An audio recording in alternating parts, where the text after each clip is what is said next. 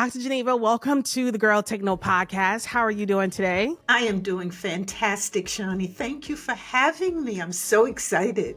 Yes, it should be a really good conversation. I really love to talk to women who are in leadership and have their own businesses as entrepreneurs because we get to learn so much from them. Mm-hmm. So I'm excited about this conversation, but I want to touch on a little bit of your career so we can get kind of like a backstory. And your career has been truly remarkable. So can you share with us like how you got started and what you realized that led up to this transformative change for you? So give us a little backstory behind it. Well, I'm a Jersey girl. Yeah. I grew up on the sun-kissed shores of the Jersey Shore. Ooh. And my sister and I used to think that all of the adults in the community went to meetings on us because they knew everything about us, was always in our business, always asking tons of questions. Yes. And we thought it was some kind of conspiracy. And it wasn't just, our family, but everyone, the janitor at school, the woman who owned the candy store, people in church, everyone, yes. Every adult was always into our thing.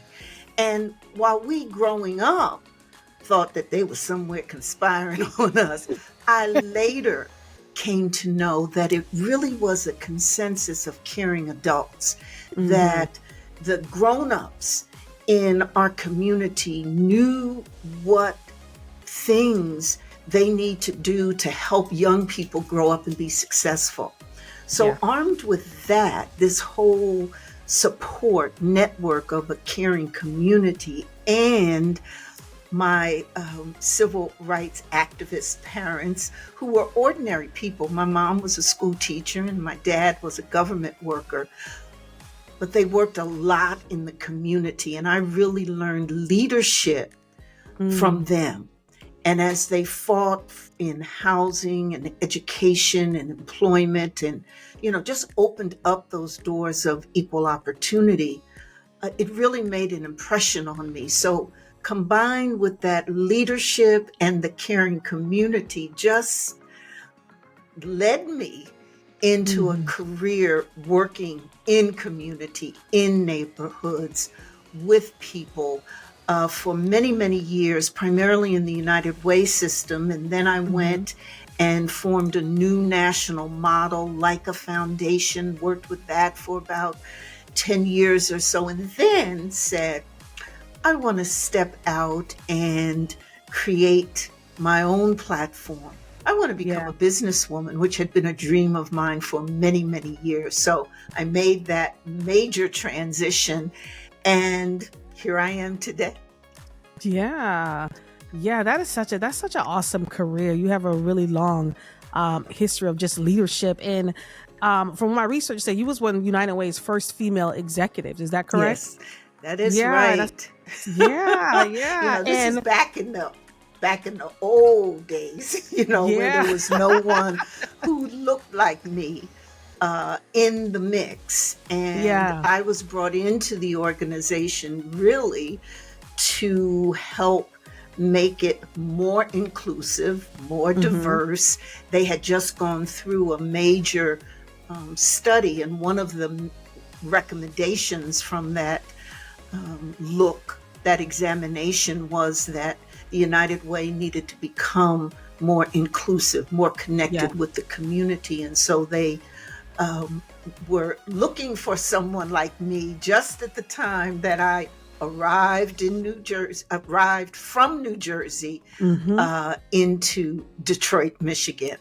And so I began my career there at the lowest level, Shaunie, at the, really it was a created position because they needed to get someone like me in.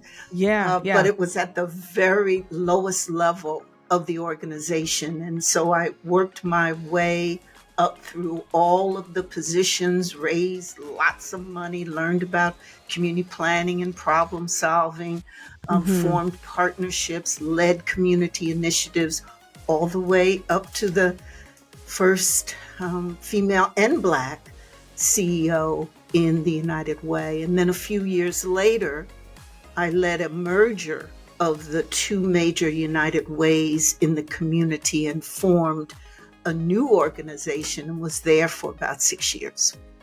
Wow, that's amazing. In that role, on that trajectory of your career and getting to that level in United Way, what challenges did you face, and then how did you overcome those particular challenges?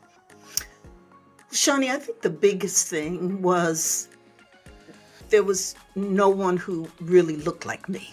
Yeah, And so there weren't models, role models, mentors. And so that was a big challenge, yeah, looking for people to guide or to help me in my steps. And I ended up finding mentors in unlikely places, like the head of United Way, who took me under his wing, a white man who yeah, was internationally known for his brilliance, his leadership. And he really taught me the art of leadership and mhm, negotiating and understanding workplace dynamics and strategic thinking and navigating organizational politics. And but then I did find two African American women who really helped me navigate in a male dominated world yes. and taught me how to own my style and look good while doing it. And and I so like I that. really think the challenges that I first found of not having role models or mentors, which many women do today, particularly those going into business and entrepreneurs, don't know where to find mentors. That Yes, was I a was just challenge. gonna And ask so I that. think it's so important to be about the business of getting that. So that was one. I think the other one, Shani, was learning how to carry out and execute the vision that I had Mm, and still be within the boundaries and and living through the organizational politics. Because one of the things I discovered was being authentic to me mhm. really was what helped develop my leadership style. So I had to really dive deep and be real clear on what my values were, what was important to me, and learn those skills like communication and Mhm. working with others so that the vision and the things that I saw that I felt were important, I could use my position and influence to make things better for people in communities and families and in neighborhoods. So those were a couple of the challenges. But all through the path, Yeah. Shani, I met incredible folk who really uh, built into me, helped me become. And so that's what really has me focused even more today on legacy and how so many of us can and should share the wisdom that we have and the tips and advice and the things that we've learned with others. And that's an essential part of leadership. That is legacy building. So I Yeah. learned through the challenges that I had that stepping into a position, whether it's running a business or leading a nonprofit, it's so critical to think about, well, what impact am I going to have and what legacy am I going to leave Yeah. right there next to you when you're leading. Yeah. That's important. You're right to think about your legacy. And you touched on something that I wanted to speak on too, is about mentors. Mhm. Because like you said, today it's so hard to find Yes. people who are willing to share like you have, willing to share that experience and give that knowledge and just kind of lead people down either their entrepreneur path or even their career Mhm. path, right? Because Mhm. people want to grow in their businesses and people want to grow in their organizations, and they don't necessarily know how to navigate the politics of corporate Yes. America. Right. And I just ask a question in terms of like, why do you think it's so hard today to find those types of mentors? Well, one of the things that's real is that we don't really, many of us don't really understand the value and deep importance of having a mentor. Yeah. And then also there's this reluctance sometiime to ask folk to help us. We either Yes. feel we can, we got it all going on, or we can do it ourselves, Yeah. or don't want to admit that we need help. Yes. And then there is the real deal fact of the lack of access, because there aren't the flood of particularly female mentors that Mm-hmm. we might want to see as a female entrepreneur. So those are some of the reasons why. But Shaunie, I feel one of the tips that I like to leave women and give to female entrepreneurs and those who are, on this journey of leadership is that, let your mentors grow organically. That is a strategy. I like that. It isn't always about finding someone, identifying, going after them, and asking. Sometimes we find our mentors right next to us, that they're in our same organization, or they're colleagues, or they're people that we know, or someone we know knows somebody. Yes. And that we can use that to build our mentorship structure, which is the other thing, Shaunie. We need to have lots of mentors who do lots of different things for us. And if we broaden our thinking about mentors, they're not just the folk who are ahead of us or at the top of the organization, or that got that celebrity status. Yeah. Oftentimes there are peers, our colleagues, people we know, and perhaps even people who are at a different position just coming in, sometimes entry-level positions in an organization. For example, if you're a midlife leader or, running a business and you ain't that savvy in technology, finding a millennial or a young person That's true. to That's true. mentor you, Yeah. Again, remember, mentor someone who can help and guide us, can be really cool, could be good. So my only point, Shaunie, is that oftentimes we can find mentors by letting them grow organically or being right with us, next to us. And but the other thing about it, Shaunie, I think it's so important, if you're looking for a mentor, that you really think about why. Why is it you want a mentor? How do you see them helping you? What do you want them to do for you? And really be clear yourself about what the help is that you need. And it really opens up the possibility of the mentors you can find. And Shaunie, they don't have to be, mentors don't have to be just a one-to-one. You can get some great mentorship in groups, in seminars, in webinars that you attend.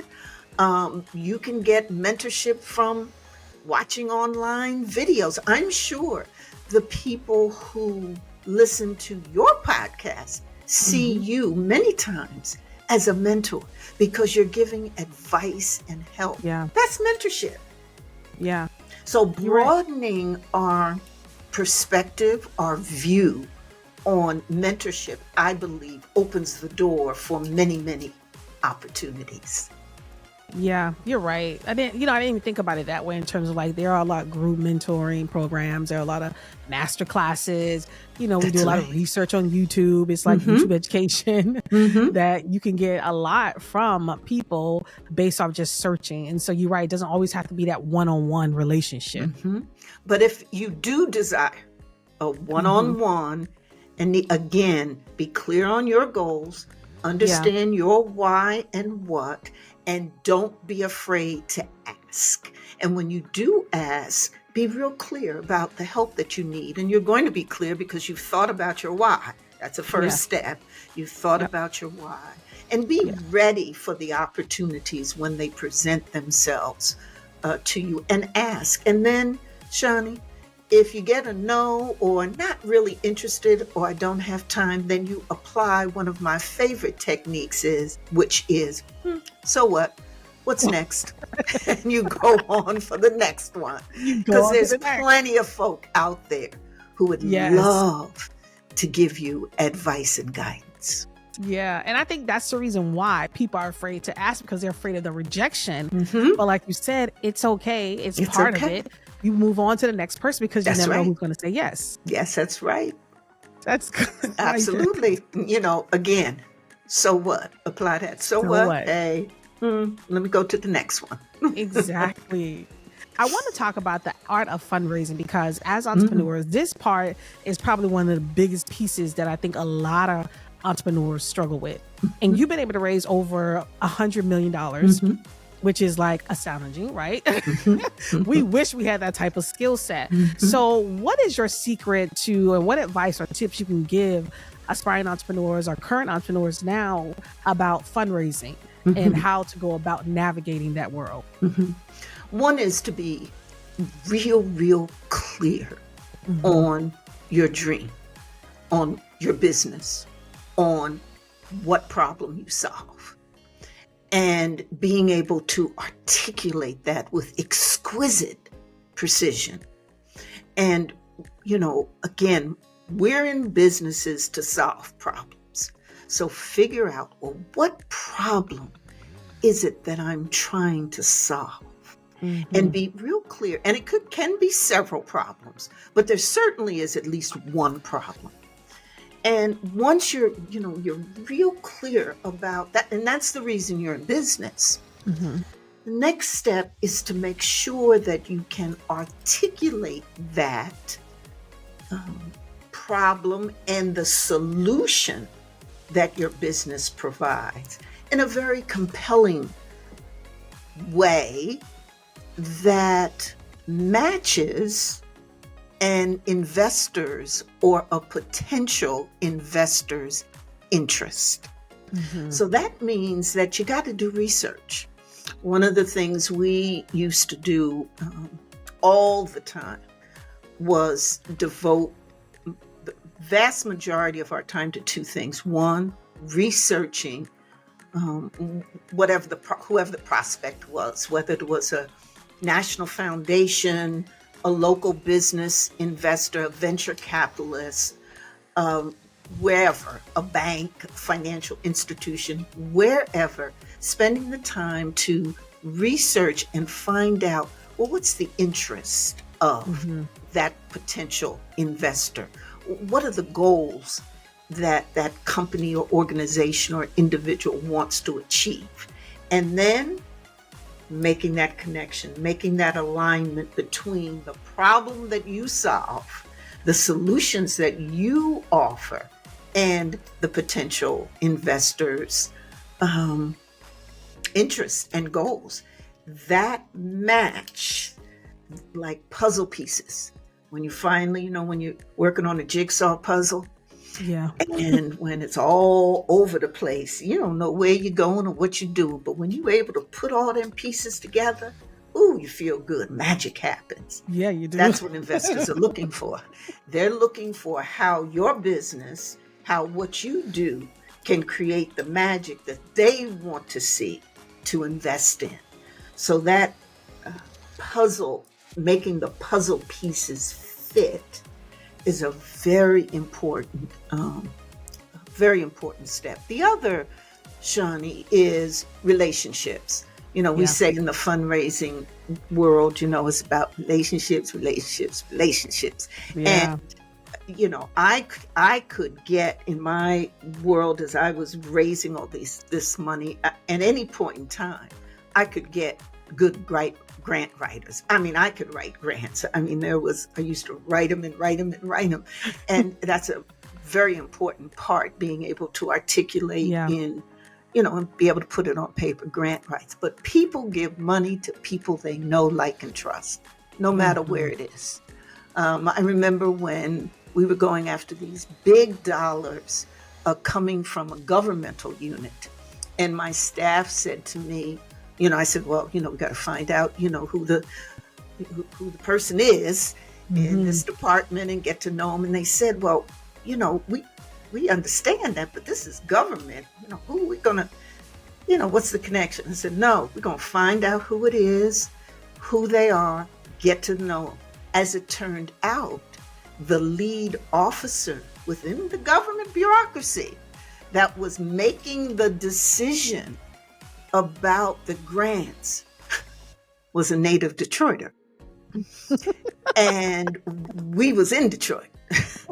So once we found that out, which we had to through research, there were so many ways that we could pitch this program that we were trying to create, and why it was so important to bring these dollars into Detroit to solve that problem. So it's so critical about relationships. So I don't care if you're trying to get a loan from a bank, go in and get to know that loan officer. If you're going, trying to get a foundation grant, the same. Get to know that program officer. Relationships matter. I'm glad you said that, because today they do talk about how relationship is the new money. It's about who you know and who you can build those relationships with and stay connected to. Because like I said, as entrepreneurs, that's a piece that I know a lot of entrepreneurs struggle with, is how to ask for it, who to ask for it from, and how to get into these organizations That's right. ask, because a lot of time it's just like blind emailing. But I think the approach you talk about in terms of like, no, get to know, find out who the head person is and build a relationship with them, because you never know when you can come back and ask for more.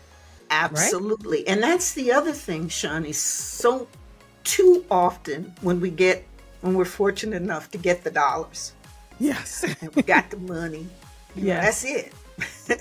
The investor doesn't hear from us. Oh, no. It's got to be working on that relationship, sharing what happened as a result of the dollars, dropping them a note, posting, making a post, congratulating, thanking the donor, et cetera, et cetera. But, and it's so funny because, Shaunie, we know how to get, if we take off our entrepreneur hat, if we take off our leader hat, and we just have on our people hat, we're some social animals. Yes. I mean, we know how to do this. We know how to strike up conversations. We know how to be interested in people and curious. We know how to make these relationships. We do. We got friends, etc. Apply the same things, because these investors are people. And so using that relationship. I want to mention one other thing, Shaunie. It's my red penguin approach to fundraising. And that is, I was with my young person. A friend of mine had asked me to help his niece with her project that she had and we sat and we were watching National Geographic. She had to do this project on Antarctica. And as we were sitting there, we saw these penguins and, the ice, and they all looked the same, and they were all waddling in their black and white. And it occurred to me, Shaunie, I said, well, you know what? What if coming out of the left side was a red penguin? What would we do? I mean, we jump up, we probably take pictures, we yell and we point at it, we probably post, we do everything. Why? Because that red penguin in the midst of black and white penguins stood out, was interesting, made a difference. I tell entrepreneurs, be a red penguin when it comes to raising money. What's so unique about what you do? What's so different? If you're an accountant running an accountancy business, there's millions of accountants. What makes you different? Is it because you can break down accounting principles in such an easy, understandable way that a fifth grader could understand it? That's unique. What is it about you that's particularly unique that makes you stand out like a red penguin? And Shaunie, oftentimes that stand out is your story. Mm. Because your story, whatever it is unique. And probably your story has something to do with why you started your business. Yes. Yes. And if it's your story, that means ain't nobody else got it. It's unique. It's So unique. make It's your red sure, penguin. that's right. It's your red penguin. Yeah, I like that. I really like that. That your story is your red penguin is what makes you stand out from the rest, and that's what you. Absolutely. Because no one Yeah, else has a story like yours. exactly. No one else do, That's and right. It's that's what like I your like. own special fingerprint. So let me ask you this: so through Geneva Speaks, you are teaching like the next generation of leaders and executives. What are some of the traits that you believe a great leader has to have in order to lead going into this next year? Not next year, but this next generation is what I'm saying. Hmm. Well, I think authenticity is a Mm-hmm. biggie, and particularly these days. As I was coming up, it was referred to more often as, integrity, Mm-hmm. credibility, some of those words. But it's all about being authentic, getting back to knowing your story, telling it, being transparent, vulnerability. And so this aspect of authenticity and being an authentic leader Mm-hmm. is certainly one that's important, particularly in today's world where so many times you don't know what's fake and what's real. Yes, You don't. that is true. And, AI coming in and different folk, you're not sure what's going on. Being Yeah. authentic is real important, which means you got to dive deep and know your values and know yourself, which gets me to the second um, skill ability that I think is so critical. And that is your own self development, knowing yourself, your self awareness as a Mm-hmm. person, as a leader. That and authenticity really go hand in hand. Communication is another key skill, Yeah. particularly these days. And that's both you've got the written and the verbal communication skills, but we don't talk enough about that aspect of communication called listening, Mm. Mm-hmm. which really helps deepen our understanding of the people we work with, of the customers that we serve, of our colleagues. When we're able to understand and listen to other people's needs, wants, and desires, and Yeah. what they hope for. So I think as we develop our communication skills, let's not forget to sharpen our ears so that we listen to understand, that deep listening, so that we're not just listening so that we could just say our point or what it is that we think is important, but rather to understand, have that empathy, and be able to relate to other people. I think networking and Yeah. collaboration Oh is yeah. always going to be a hallmark of Mm-hmm. great leaders. Um, the ability to form those relationships, to work with others, to work in teams. More and more, Shani, we're seeing, there was recently a study I think that LinkedIn did when they looked at um, the 25 highest paid and rising jobs, and Mm-hmm. found several skills that most people had in these jobs. And one was strategic partnerships and the Mm-hmm. ability to be able to connect and network and establish these relationships. And the other is community outreach, Mm-hmm. which really, I think, if we put community outreach in the entrepreneur space, I think it talks about knowing your customers, knowing your Yeah. customers' needs, what they want, and being real clear with that, as well as forming those relationships with customers, having, exquisite listening mechanisms, ways that you hear from customers, as well as being able to connect. And that brings up how important I believe it is for entrepreneurs who are leading their businesses, who are leaders, to be involved in their community. I was part of the Goldman Sachs 10,000 Small Business curriculum, business education course. And one of the first things that we were taught was about community responsibility, your social capital. What's the social capital you're investing? How active are you in your community? Are you mentoring? Are you working with youth groups? Are you visible? And how that community connection and that social connection really was so important and connected with what you do as an entrepreneur and as a leader of your business. Yeah. I like that is true. Let me ask you this: when we talk about leadership and the whole conversation is around your feminine energy, your masculine energy, do you get into those conversations with some of the people in your program about, because today we're, as women, we want to lead more, we want to lean more into our feminine energy.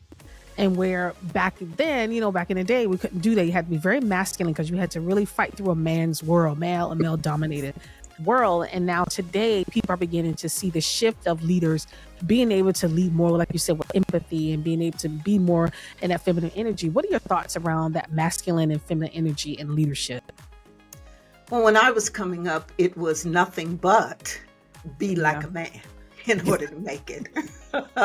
It was a male-dominated world that I was in. And most times when I was in the room, I was the only woman and I was the only person of color. And then when there were other people of color in the room, they weren't female. So I spent the vast majority of the early part of my career, the first 15, 20 years or so plus, being definitely in that male-dominated world. And back then, yes, I wore the very tailored things, the dark colors, and it was all about that. You had to be real particular how you dressed, and wearing the suits and the tailored things and making sure that you had that, what basically was that masculine attire look. Yeah. As I grew in my career and began to learn about the importance of self-development as a leader, authenticity as a leader, I slowly began to just step out there. But I had an African-American woman who was a very, really up there in a government position. And she was the most stylish sister I had ever seen. And she and another sister just really taught me how you can own your space, exist in a male-dominated place, and still look good. And so I began to incorporate pieces in my wardrobe, like the splash of color here, and wearing, not wearing the suit, but wearing, softer fabrics and different kinds of things. And so that was a big struggle. Today, I think we can take full advantage of our femininity. Yeah. Why? Because more and more, and particularly, though the trend was happening, but particularly after COVID, more and more the culture, the flavor, what's happening in the workplace, what's happening in business with the rise of female-led businesses, which is the fastest growing type of business, with looking at traits and skills like collaboration and nurturing and listening to employees and what's happening across the country and in the workplace, we as women can make great use of the femininity part of what it is, our leadership and what we do. Yeah. And we can embrace that as part of our leadership style, as part of our dress, as part of our conversation, but more importantly, as part of how we execute, how we deliver our services, how we help people see a vision, how we lead people, how we are in the marketplace, in the community. This is really our time. So I really say to leaders, particularly those in midlife who are, 40s, 50s, 60s, who maybe really experienced another time where this is possible. Hey, we rule now. We can rule now. And so do your thing. You're going to carry your competence with you. You got that. Okay. Yeah. You got your wisdom. You know what's there. You've been through your trials and tribulations. You can give testimony because you've been tested. So it's okay. This is the time for you to be able to step out and wear, that vibrant colored lipstick or that scarf you throw around or a suit that is extremely feminine, but you in the room to take care of business. So we can do that now. So I just think this is an incredible time for us once we shift our mindset about it. Yes. From we can't or we couldn't to yes, we can, girl, go do it. Girl, take note. Yeah. Exactly. Take note, girl, take note. And that is so true. It's the mindset, I think, when we think about women that are over 40.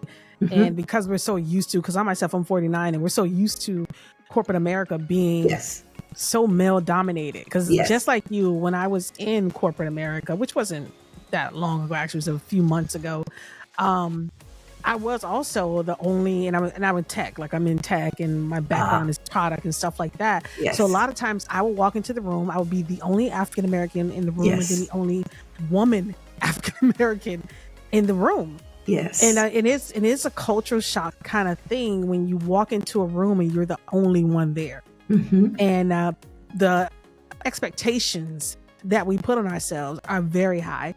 Because when I step into the room, I feel my mindset. This is why I say it comes to my mindset, because I feel like I'm representing every Black person when I step into that room.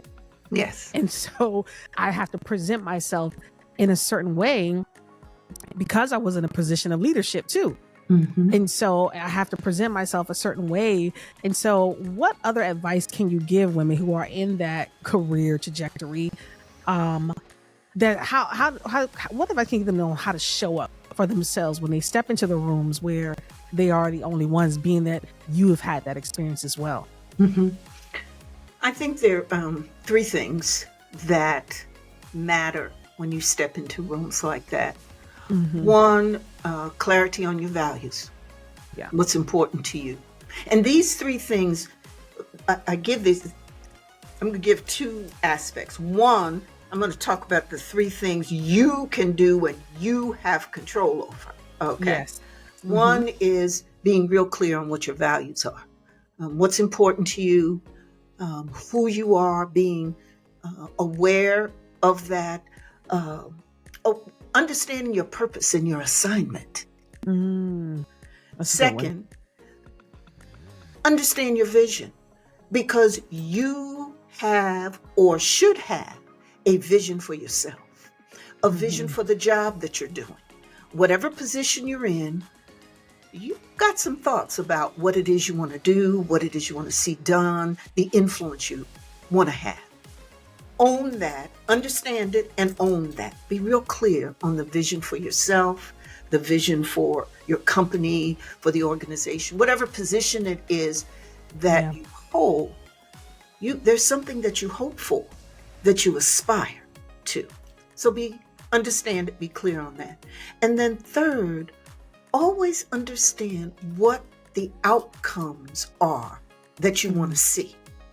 Because again, this is what you can control. So when you're walking into that room, Shaunie, and let's say it's a group of, other IT folk, you walk into that room, just don't walk in there without a plan, without a goal, without, well, if this meeting, this space that I'm walking into, if what happened in here was incredibly successful, what happened? What is it that I want to see occur? Because see, you have control of that in yourself. So I'd like to come out of this meeting with a job offer. I want to leave this meeting with people in the room thinking I'm a badass. Yeah. I want to come out of this meeting with a new set of relationships. I want to step out of this room and have the invitation for the next meeting. Whatever it is, you need to have that in your head going in. And what this does, Shaunie, it puts you in an incredible power position because you're grounded in yourself. You understand your values, you know your vision, and you have a game plan on what you'd like to see as the outcome. Okay? The other thing I'd suggest is when you get ready to walk in that room, look good. Look real good. Okay? Yeah. Makes you feel good. Why can't we, we can be both. We can. We can be some sure enough competent leaders and look good at the same time. Why not? Yes, exactly. Okay? What it also does is build your confidence. So see, you've already gotten that confidence booster because you know who you are, you know your values, you understand your vision, and you know what you want to have come out of the meeting. Now you're going to layer on top of that looking good because you know what a confidence booster it is to have on your favorite lipstick. Okay. Yes. Okay. Yes. Okay. And so that's the second group of things. Then the third group of, know your values, vision, expect the outcomes, look good. The third thing, Shaunie, is to go in to the room with the presence of confidence. Now, there's some techniques that we can use. We open the door. When you walk into a room, you just don't walk in, okay? You walk in, you pause, and you look around the room. You own it, okay? But think about those things that will show confidence, even if, you might be trembling and nervous and, might be the first. That's all right. Yeah. It's okay. Yeah. We all go through it, Yeah. But what are the kinds of things that you can do in terms of your body language and your nonverbal communication? Of course, you walk in, you got your head held high and you've got a smile on your face, because you're gracious and graceful. And you step into the room, you walk, you survey it slightly. I mean, you don't have to stand there and, 10 minutes later, you still looking around. I ain't talk about that. You come in and you acknowledge, sort of like, I'm here. Yeah. Okay. So those are the kinds of things that I think and then when you're in the room, carry forth that body language. Make sure you sit up straight, that you're listening, that you're acknowledging people, and always, Shaunie, always have a question that you're going to ask. Even if you're sitting there, you don't know nobody, this is your first meeting, you're not even sure what they're talking about. I can't tell you how many rooms I've been in. I'm sitting there trying to figure out what are they talking about, But I'm going to ask that question. Yes. Okay. Because you want to be noticed. asking a question gets you noticed. So make sure that you do not, that's what I tell, the women that I coach, that Yeah. don't leave a room without asking a question. I love it. Love it. Because like you said, it's the confidence that you do have to walk into a room, especially when you're the only one.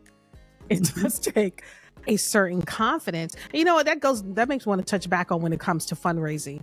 Does it take a certain confidence when it comes to asking for money, fundraising? Does it take a certain level of confidence for that too? Yeah, one of the things we found in fundraising in general is that so many people who are out there looking for funding, trying to get some dollars, et cetera, don't make the ask. Yeah. They're hesitant, they're Yeah. reluctant, and you're not even sure what that ask is. You kind of scratch your head, and funders are wondering, well, did they ask me for something? You have to be real clear. Yeah. I am here to ask you for, X amount of dollars. Say those words. But we do find people are hesitant. But again, it goes back to, one of the things I tell women is that, you can practice. You can stand in front of the mirror and you can practice. You can say the words and you can write them down, your ask in particular. So you actually write on a piece of paper what the ask is going to be and practice it. Yes. Until it just flows out of your mouth naturally. And you can do this for every ask, because every ask is probably different. But once you do it and do it again, after a while, after you practice it, it'll become much better. And every time you do it, you'll get more confident. But write it down, practice it. Yeah, I like that. Practice makes perfect. And then it helps you kind of loosen up too. Absolutely. When it comes to just asking once you say it over and over. So it does help you loosen up some. Tell me this, Dr. Geneva, what you think made you such a great leader during your time? Oh, it was the way I was raised. It was the people that I met along the path. It was, being a wife to a fantastic husband who, coached me and helped me and supported me, was there in all my mistakes and weaknesses. It was raising children and learning the deep joy and satisfaction and embracing my nurturing capabilities and being able to see that as a transferable skill. Oh yeah. But it was all, I believe, because of other people and being on their shoulders and being, at a young age, having it made very clear to me that I had an assignment in life and that there were lots of folk who were expecting me to carry out that assignment and be there for support. Yeah. And along the way, I prepared myself by, just trying to always learn and continue to learn and be excellent with my skill development. So I went to an HBCU, which was, one of the most life-changing things I ever did. And, really Morgan State University really prepared me for what I am today, and went to graduate school and then got my doctorate in leadership. But all along the way, that academic excellence, fantastic, also was coupled with that on the ground, hands-on approach with people who taught me so much. And probably having, a vision that's been crafted and honed throughout my life, and just being real clear on what my assignment is and why I'm here on Earth. Yeah, I like that, being clear on your assignment. and what you're here for and understanding your why. I really do. I like that. I want to touch on a few more things before we end the show. In your LinkedIn newsletter, you make a lot of great predictions. What do you believe the future of women look like in business and leadership? Well, I think the future is extremely bright, very good for us. Again, as I mentioned, I think our time is now. The future is female. So if you've read any of my LinkedIn newsletters, you know that's what I talk about. And that basically means that we are growing, we are showing up in our growth is just everywhere, in the workplace, in business, in philanthropy, wherever you look, we are growing, and we're having that presence. So as we grow and have that presence, we're going to have that influence. So that means that, again, I go back to the exquisite leadership skills that is so important for us to develop and make sure that we have, and to embrace the mindset that we are here and that the future is female. So I think our future is very bright. I also believe that the isms, racism, sexism, ageism, will continue to be in the mix. And I think we have a responsibility to deal with that, tackle it, speak out against it, advocate for better and more fair policies.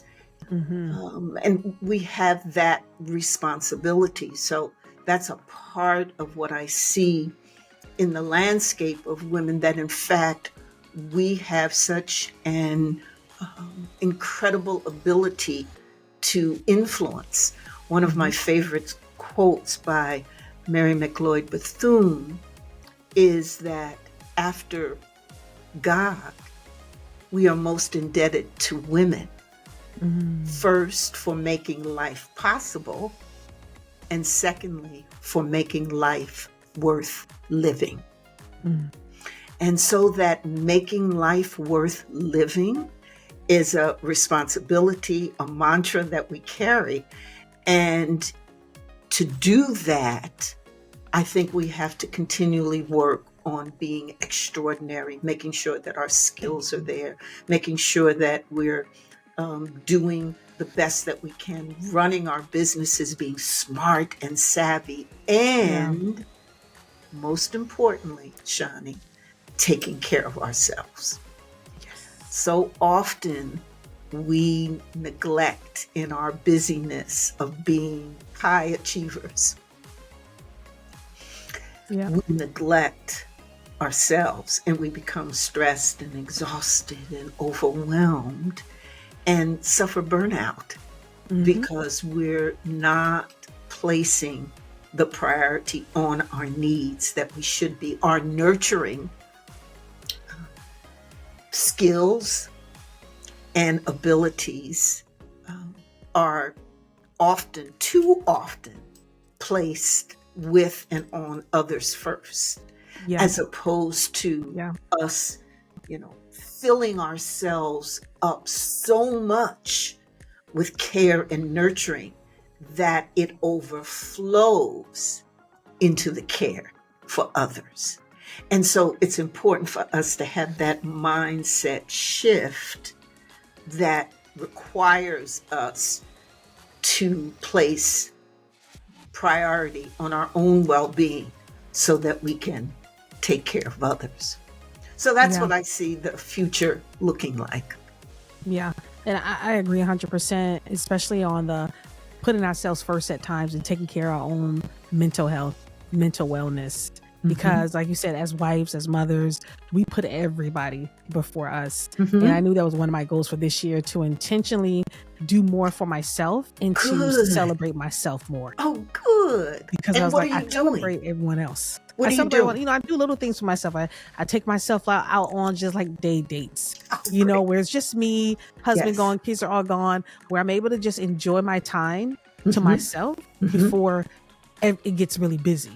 you know, Yes. and just try to do the small little things, those little self-care things of just getting my nails and feet done and That's right. just spending more time with me and just being, trying to meditate and just pray more and writing my gratitude journal. So I've been very Yes. intentional about that because I felt like last year I Okay. did so much for everybody else that I really put me Okay. last. Hmm. Well, like you said, I experienced burnout and you get Uh-huh. tired and you almost don't Yes. have strength for yourself. So I thank you for that. That was a really, really great segue into ending the show because it just really touched on a lot of different things when it comes to women in leadership and when it comes to women in business as well and entrepreneurs. So I Yes. appreciate you so much for being on the show, Dr. Geneva. Thank you so much. Thank you. I am just so delighted to be here and hope that we can continue the Yes. conversation. I'm just so proud of Yes. your leadership and young leaders like you. And Thank I can you. say young, I'm a late life entrepreneur. I started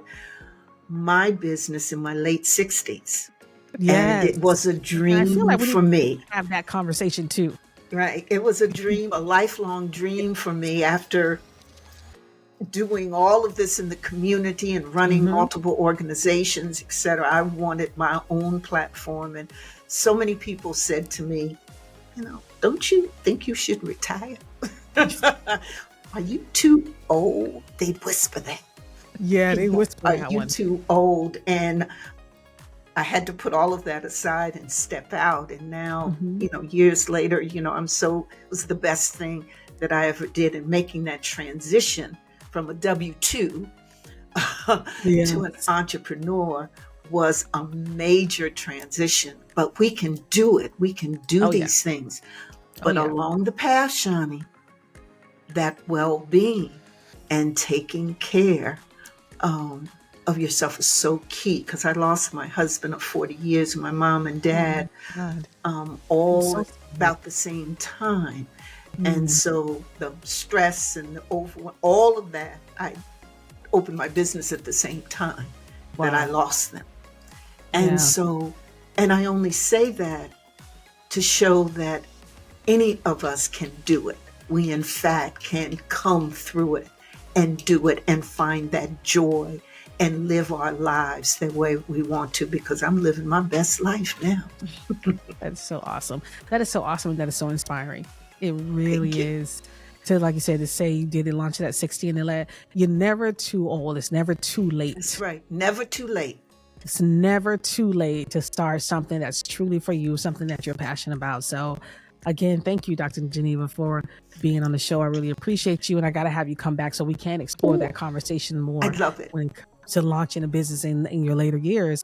And so, guys, listen, I am Shaunie Sanders. This is the Girl Take No podcast, and we will talk to you next time.